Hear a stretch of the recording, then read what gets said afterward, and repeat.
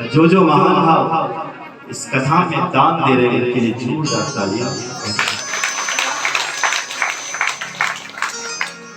क्योंकि इधर से आप जो दान देते हैं उससे हमारी पहचान बनती है। आप लोगों से ही तो हमारी पहचान। अगर आप हमारा सहयोग ना करें, अगर आप ऐसी कथाओं में दान न दें, हमें कौन जान सकता है। और यज्ञ हमेशा दक्षिणा से होता है, दान से होता है। पिछली बार आपका सहयोग मिला 2 साल पहले, इसलिए हम आज फिर आए। और यदि इस बार भी आपका सहयोग ऐसे ही मिलता रहे तो अगली बार अन्य कथा सुनाने के लिए आ जाए। पिछली बार राम कथा सुनाई, इस बार शिव पुराण सुनाई।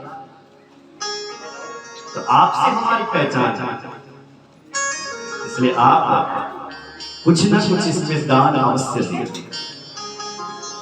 और बड़ी सौभाग्य की बात है कि गणेश उत्सवों में ये कथा हो रही है। आजकल गणेश उत्सव चल रहे हैं और 19 तारीख तक चलेंगे।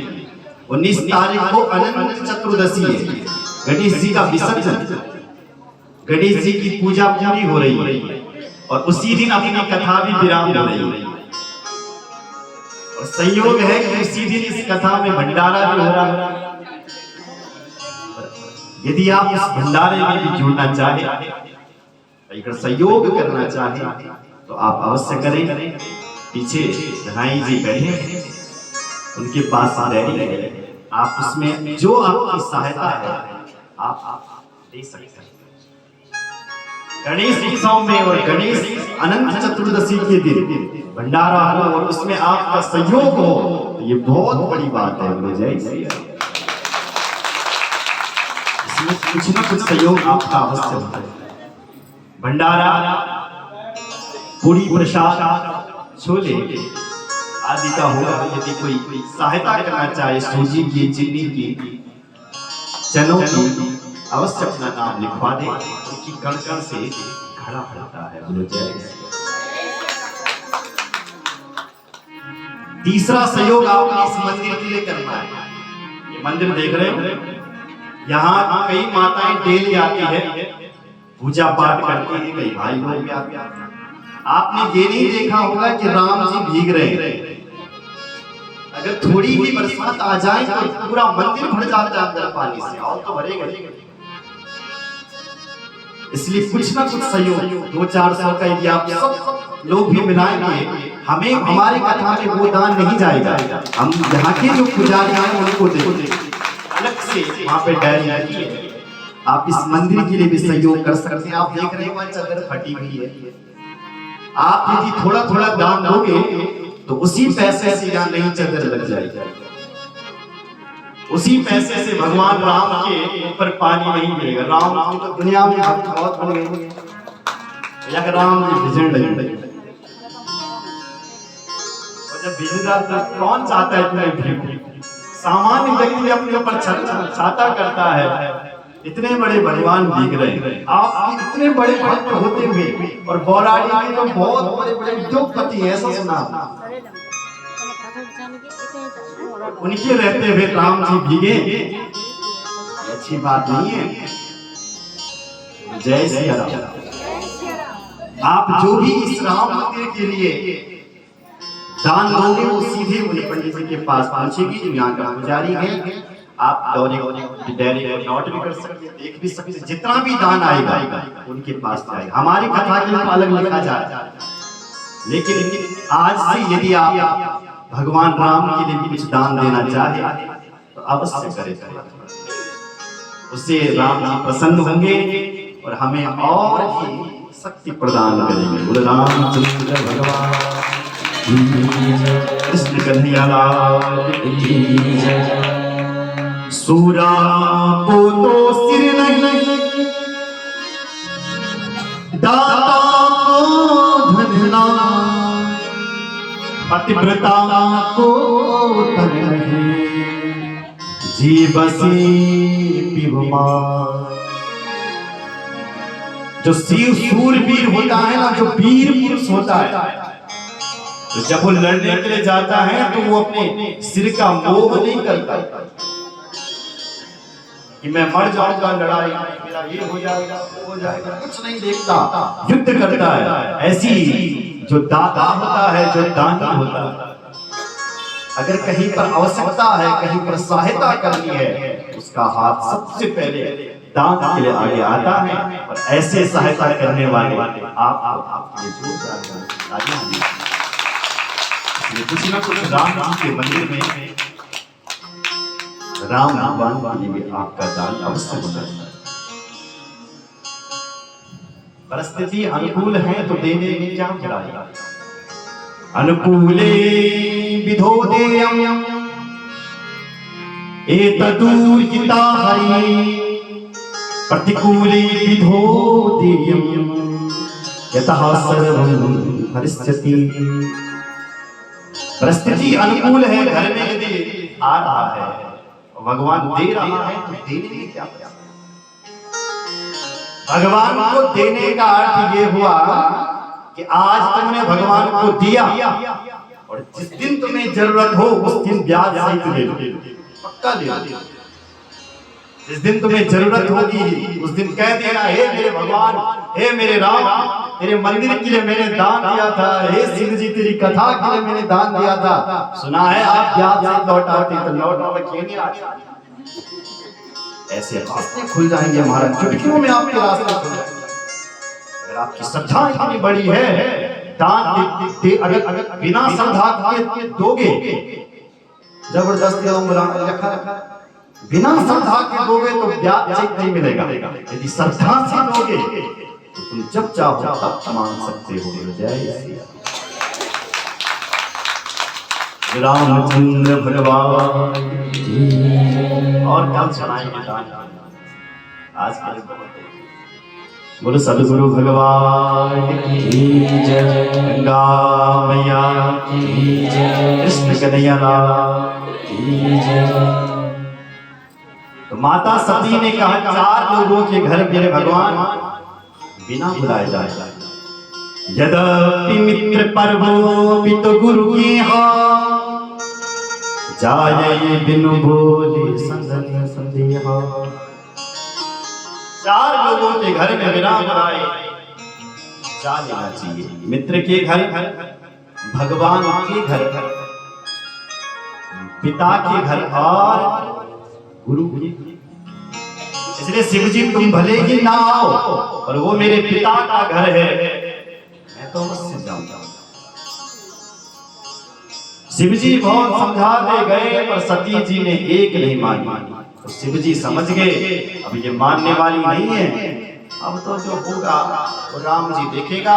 शिव जी तपस्या में बैठ गए और भगवान को ऊपर छोड़ दिया। समझाने में कोई कसर नहीं छोड़ी थी। इधर सुनो, अगर कभी ऐसी परिस्थिति आ जाए कि आप समाधान नहीं कर सक रहे, क्या होगा, क्या होना है। अगर आपकी बुद्धि काम नहीं कर रही है तो पहले समझाओ, और समझाने से व्यक्ति यदि ना माने फिर भगवान को छोड़ देना चाहिए। समझाओ पहले, यदि व्यक्ति ना माने, समझाने में कोई कसर मत छोड़ो। फिर भी व्यक्ति ना माने तो प्रभु के ऊपर छोड़ दो।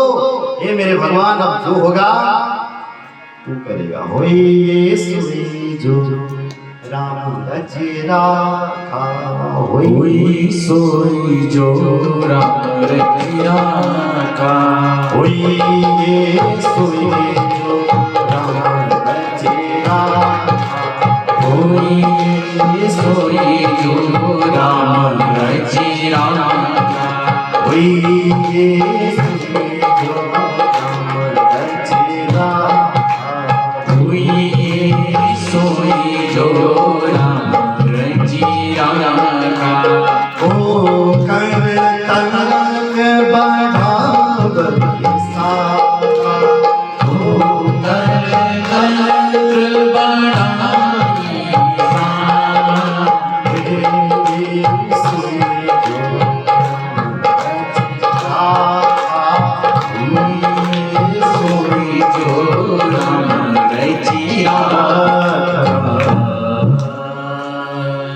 समझाने में कोई कसर नहीं छोड़नी चाहिए। व्यक्ति यदि ना समझे तो परमात्मा के ऊपर, भगवान के ऊपर छोड़ देना। शिव जी ने बहुत समाज ये समझाया, देवी आपका जाना ठीक नहीं है। देवी जब नहीं मानी तो शिव जी समाधि में चले।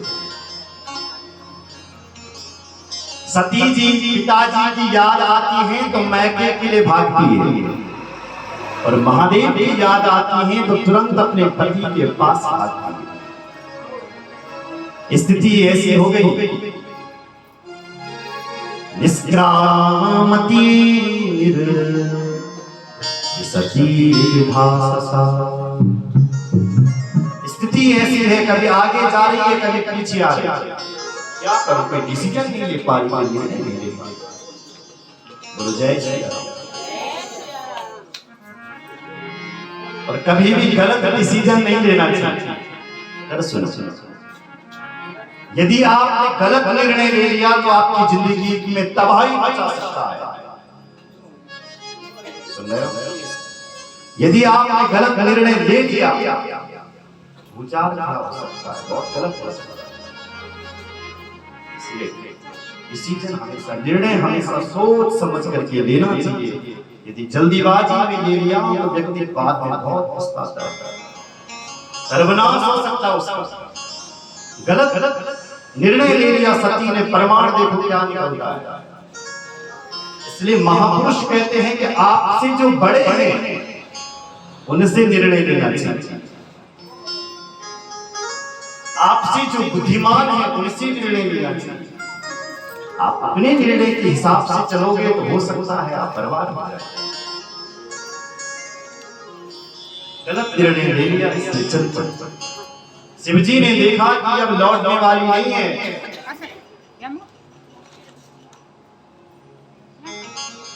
जय श्री राम, ये लौटने वाली नहीं है, तो नंदीश्वर को भेजा और कहा कि तुम जाओ और अपनी मां सती को वहां आदर से छोड़ करके आओ। शिव पुराण में लिखा है 60 करोड़ गण गए माता सती के साथ। जय जयकार लगा रहे हैं, बोले सती माता की जय जयकार करते हुए भूत प्रेत माता सती के साथ। माता जी प्रणाम, कहां जा रही हो? बोले अपने पिता की यहाँ। बोले माता जी हमें भी ले चलो। बोले जिसकी इच्छा है सब चलो मेरे साथ। भूत प्रेतों से घिरी हुई माता सती उस यज्ञ में चल हरिद्वार यज्ञ में पहुंची तो किसी ने उनका स्वागत नहीं किया। जो देवता माता सती को नित्य प्रणाम करते थे वो भी आज मुख मोड़ रहे, प्रणाम ही नहीं कर रहे, क्योंकि दक्ष का स्वतंत्र आदेश है कि शिव संबंधी कोई भी हो उसको बात नहीं की जाए। माता सती को बहुत बुरा लगा, बहुत बुरे लगा। मैं क्या होगा? बोले मुझे अपनी मां से मिलना चाहिए। किससे मिलना चाहिए? किससे मिलना चाहिए? क्यों? बोले जब तक मां है तभी तक मायका है। क्या है? और जब मां स्वर्गवास हो जाती है तब मायका मां कोई नहीं पूछता। और जब तक मां जी है तब तक बेटे को उम्र जान लगी। जब मां चली गई कोई सबसे औपचारिक रिश्तेदारी निभाई जाएगी। माता सती को लगा कि मुझे अपनी मां से मिलना चाहिए। और सबसे बड़ा दुख यदि किसी मन में था तो उनकी मां के मन में था। सभी लोग आए हैं, इतने रिश्तेदार आए हैं, पर मेरी बेटी सती नहीं आई। उसको जब पता चलेगा कि यहाँ यज्ञ हुआ उसके मन में क्या बीतेगी। ये सोच रही थी सती की मां कि अचानक अपनी बेटी को अपने भवन में आते हुए जब देखा अचानक तो दौड़ करके गई और अपनी बेटी को अपने हृदय से लगा दिया। सागर भरी एक माता, सागर भरी एक माता,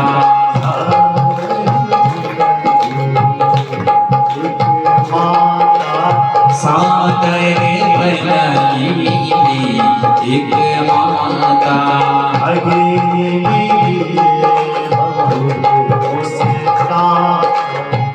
नीली बहुत मुस्काता, अग्नि नीली मुस्काता, नीली बहुत मुस्काता।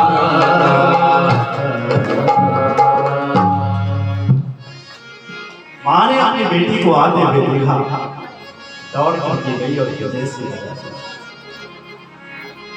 बहनों ने देखा तो बहन चिढ़ाने लगी। बहन कही बेबला पड़ी, हंसने लगी। अरे सती अमन सुनिए, बाबू पिताजी कोई तो चिठ्ठी भेज तो बुलाए। ये मेरी भोली बहन बहुत अच्छा करके तो आप चल गया। पिताजी घर पर क्या चिट्ठी पत्री क्या होता। हम ऐसे भी सुना हमने कि तेरा जो पति है ना वो नंगा घूमता है, गलत बात है, कपड़े नहीं पहनते। हमने ऐसा भी सुना कि तुम्हारा घर तुमने घर ही नहीं बनाया, तुम तनी मर घटा। भगिनी भी बहुत मुस्कुराता, सती के मन में दुख है मुझे नहीं बुलाया, और बहनों के मन में खुशी है कि शिव जी से चिढ़ते और बहनों में शिव जी का प्रभाव महान है तो शून्य, लेकिन प्रभाव बड़ा है। आपको मित्र बनाने में बहुत समय लगेगा। अगर आपने अपने अच्छे दोस्त, अपने मित्र, अच्छे मित्र बनाने हैं, पर दुश्मन बनाने में कोई समय नहीं लगेगा। थोड़ा प्रतिष्ठा बना दो, थोड़े बड़े व्यक्ति हो जाओ, अपने आप आपके दुश्मन पैदा हो जाएंगे। और मैंने तो यहाँ तक दुश्मन देखे हैं जिनको हम जानते तक नहीं थे, ये भी हमारा कट्टर दुश्मन बने। बताओ, कभी देखे नहीं भाई पिच पिच पिचाड़ी काट कर लगा, मिलना क्या हुआ देखा कट्टर दुश्मन बने। दुश्मन अपने आप प्रतिष्ठा बढ़ाओ, थोड़े बड़े बन जाओ, पैदा हो जाओ। लेकिन अच्छे लोग, अच्छे मित्र बनाने में बहुत समय लगेगा। शिव जी के कट्टर दुश्मन घर के कभी कभी घर के भी बन जाते हैं दुश्मन। ज्यादा युवा भी लगाए एक टांग ऐसा जय माता सती को बहुत बुरा लगा, मेरे पति का और मेरा यज्ञ में गई तो यज्ञ में और छोटे से छोटे देवता का भाग रखा हुआ है। इतने बड़े जो महादेव हैं उनके लिए कोई भाग नहीं, उनका कहीं पर कोई नाम नहीं, कोई निशान। भयंकर क्रोध आ गया माता सती। अरुद्रभागं तमवेक्ष्य चापरं पित्रा च देवे कृतलेनं विभो अनादृताय यस्सदस्यधीश्वरी चुकोपलोकाय वधक्षति सा। अरुद्रभागं तमवेक्ष्य चापरं, भयंकर क्रोध आ गया। इतना क्रोध आ गया कि ऐसा लगता था कि जैसे माता सती आज 10 दिशाओं को तख्त कर देगी, भस्म कर देगी। इतना भयंकर। अपने पिता को ललकारना प्रारंभ कर दिया। दक्ष पिता ने कहा, दक्ष का नाम लिया। तुझे पता भी है कि तूने किन भगवान का अपराध किया। यद्विक्षरमनां गिरीर्तं प्रणाम सकृत प्रशंगा भगवान सुखंति तद। मुझे पता भी है कि तूने किन भगवान शंकर का अपमान किया। जिन भगवान शंकर का एक नाम, शंकर नाम लेने से जीवन के सारे पाप मिट जाते हैं। भगवान को नाम बोले तो पवित्र। एक बार तुमने प्रभु का नाम ले लिया तो तुम पवित्र हो जाओगे। लिखा है शास्त्रों में, अपवित्रः पवित्रो सर्वावस्थानगतो विवाह यस्मरे पुंडरीकाक्ष सभाभ्यंतरा शुचि। क्या प्यारा श्लोक है, पंडित जी नित्य बोलते हैं अपवित्रः पवित्रो वा। अगर तुम अपवित्र हो चाहे पवित्र हो, तुम नहाया बल चाहे नहाया, पर स्मरे पुंडरीकाक्षम, जहां तुमने भगवान का नाम उच्चारण किया, जहां तुमने अपने गुरुदेव भगवान का नाम उच्चारण किया, क्या हुआ? सभाभ्यंतरा शुचि। सभा आभ्यंतर शुचि मतलब अंदर से और बाहर से दोनों जगह से जगह शुद्ध हो जाता है जब भगवान का नाम लेता है। सुन रहे?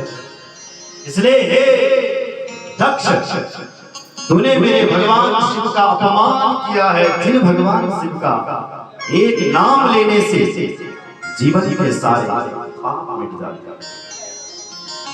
शास्त्र तो कहते हैं कि स्वामी की निंदा करने वाले की जीभ काट दो, पर यदि तुम में इतना सामर्थ्य नहीं है, यदि तुम ऐसा नहीं कर पाए तो कर्णों विधान निर्यात, कान में उंगली डाल और वहां से चले जाओ, पर अपने स्वामी की निंदा मत सुनो, अपने गुरु की निंदा मत सुनो।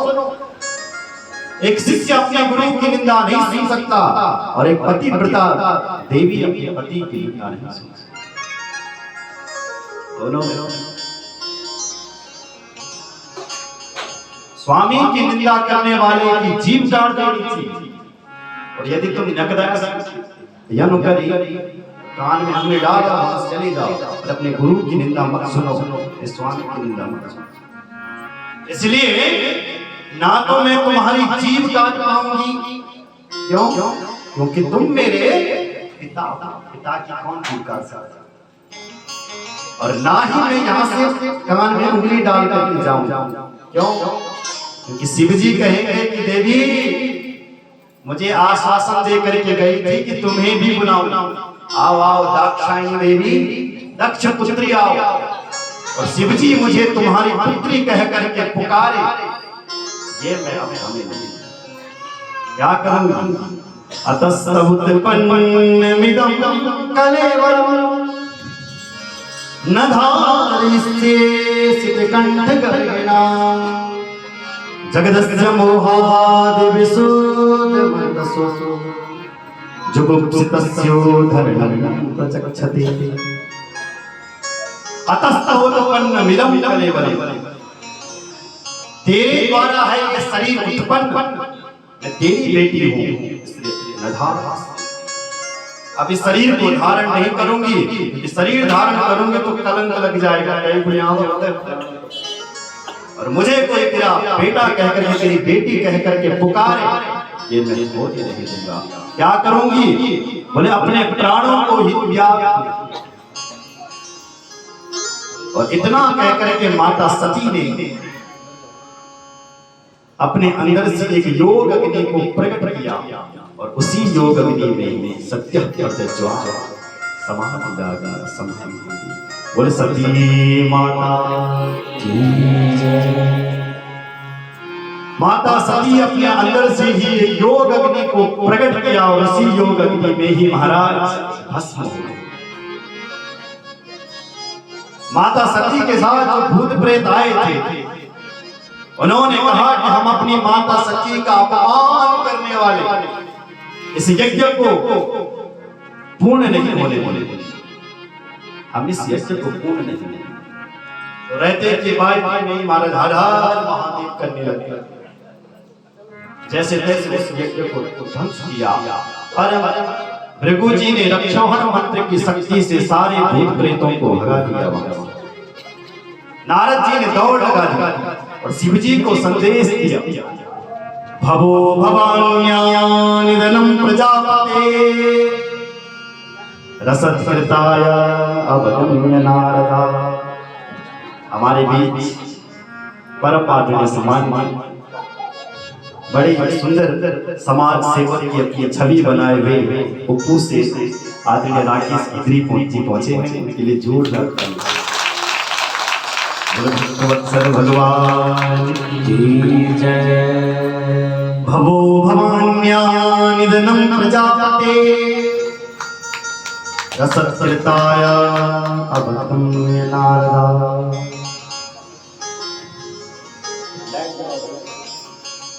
नारद जी ने देखा कि मेरी मां सती भस्म हो गई। माता सती ने अपने प्राणों को त्याग दिया। तुरंत शिव जी के पास संदेश दिया। जैसी भगवान शिव ने ये सुना कि मेरी पत्नी जल जल के राख हो गई, ऐसा सुना तो भयंकर क्रोध आ गया महाराज। इतना क्रोध आ गया कि इनके क्रोध को कोई रोक नहीं सकता। वैसे तो ये शांत है, पर आज जब क्रोध आया तो ऐसा क्रोध आया कि कालम महाकाल कालों के महाकाल है भगवान से। भयंकर क्रोध आ गया। तुरंत अपनी एक जटा उखाड़ करके पटक दी, उससे एक वीर उत्पन्न हो गया। ऐसा था वो वीर। कराल पुष्टो तलदग्निमूर्ध्वजा कपालमाली विधूतदारुका। बड़े बड़े आयु महाराज, बड़ी बड़ी भुजाएं, बड़े बड़े लंबे लंबे केस। ऐसा लगता था कि कोई वीर उत्पन्न हो गया। भोलेनाथ ने कहा, भोलेनाथ हम क्यों करोगे, मुझे क्या आदेश है? वीरभद्र ने कहा, ये शिव जी ने कहा, वो वीर देवभद्रम, उसी का नाम पड़ गया वीरभद्र। बोले वीरभद्र भगवान की जय। आदेश दिया, जाओ और दक्ष को यज्ञ सहित ध्वंस कर दो। वीरभद्र जी चल पड़े। यज्ञ में जो देवता बैठे थे उनको ऐसा लग रहा है कि लगता है तूफान आ रहा है। एक ने कहा तूफान नहीं आ रहा, मुझे तो लगता है कि डकैती पड़ रही है, इतना उनको वेग आ रहा है। एक ने कहा कि मुझे लगता है कि ये गाय आने का समय हो गया। दूसरे ने कहा ये गाय आने का समय हो गया। मुझे तो लगता है कि परले आने का समय हो गया।